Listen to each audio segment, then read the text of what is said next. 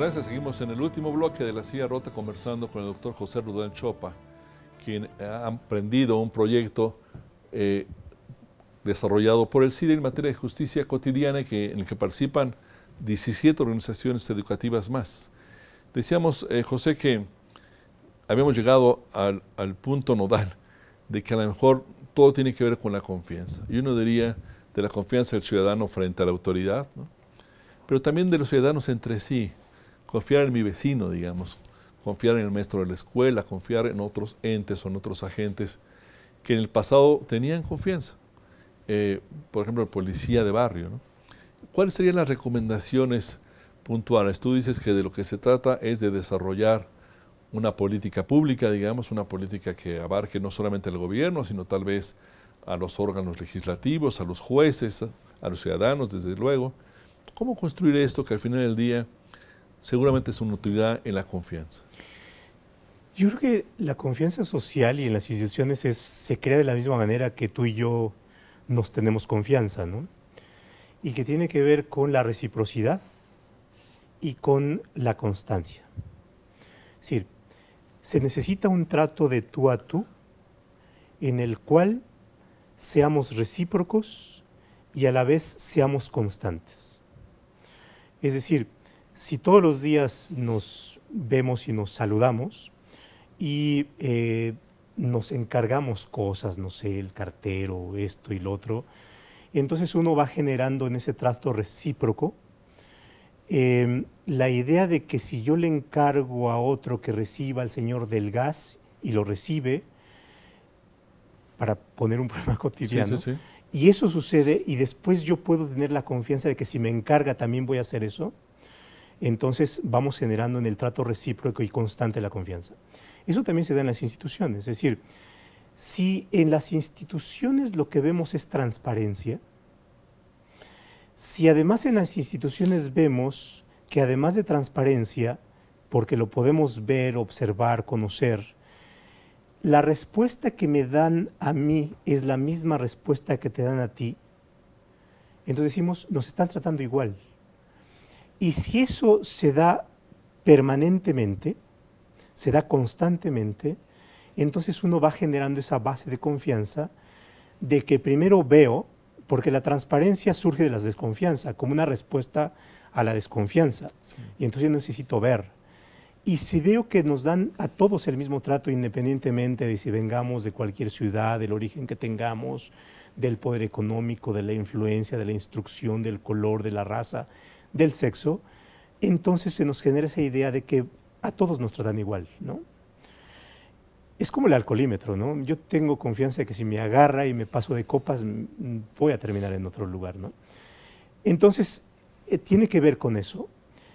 Y si en algún momento hay un cambio en la actuación, pero me explican razonablemente, aunque puedo estar de acuerdo o no, pero me explican por qué hubo un cambio, dadas las condiciones, entonces vamos generando esa confianza. Ahora, ¿cómo se construye institucionalmente? Por supuesto, transparencia es una condición necesaria, pero no suficiente.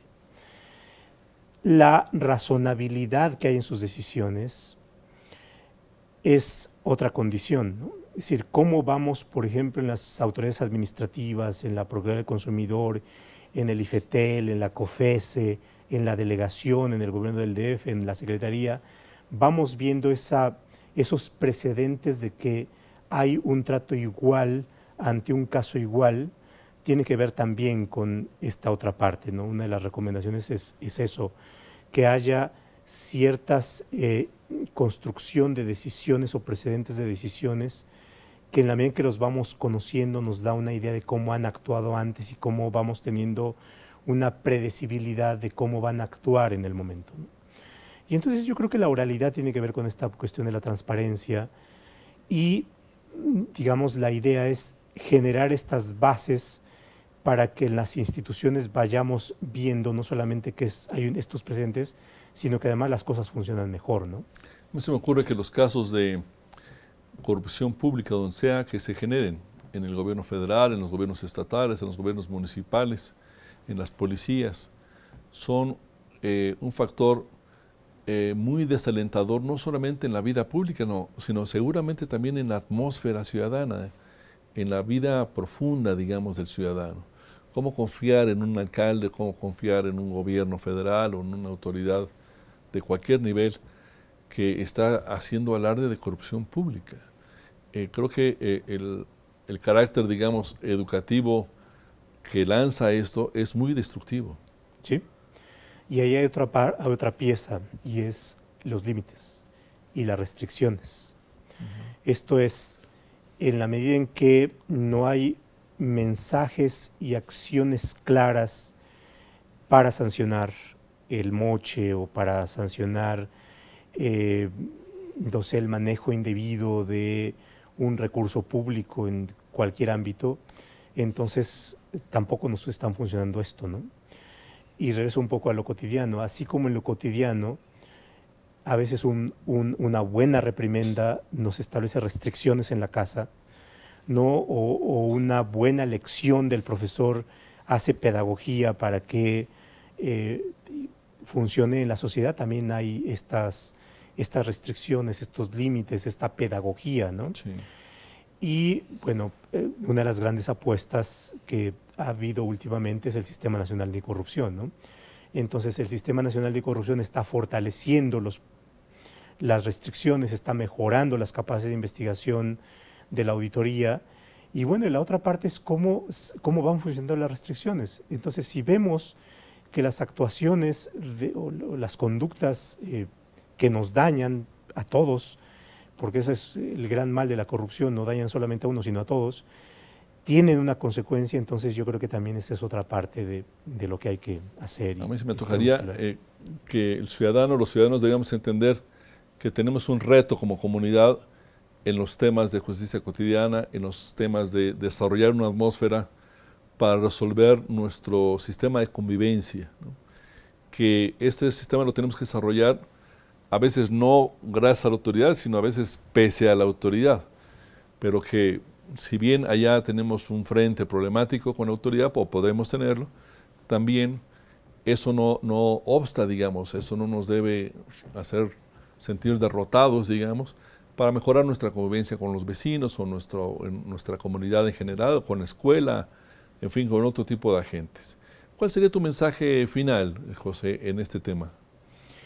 En esto se están creando cada vez más instrumentos para apoderar al ciudadano, y me parece que una parte importante es conocer cuáles son estos instrumentos. Tenemos transparencia y el IFAI, tenemos mecanismos de amparo, tenemos ahora próximamente el Sistema Nacional de Corrupción, y yo creo que eso está bien, o vamos en el camino adecuado, porque vamos generando mayores palancas para poder impulsar y no nos estamos subordinando solamente a una. A veces, si hubiese solamente una ventanilla, pues entonces, y esa ventanilla funciona mal, pues ya nos amolamos, ¿no? Entonces yo creo que tenemos que aprovechar esos mecanismos, y otro que son los sociales, ¿no? Los medios de comunicación, la prensa, también son estos disparadores en donde podemos hacer eco de lo no cotidiano, lo cotidiano que nos daña. Pero la otra parte es que no se puede quedar solamente en el titular, sino que también tenemos que afianzar institucionalmente esto, y ahí esta es tarea de las instituciones. Aprovechando, me parece muy ilustrativo, las tres patas, ¿no? Es la sociedad, los medios, las instituciones, y yo creo que por ahí tenemos que afianzar las cosas. Pues muchas gracias y mucha suerte en este proyecto que nos hace falta a todos. Muchas gracias. Gracias a ustedes. Nos vemos aquí en la próxima en La Silla Rota. Buenas noches.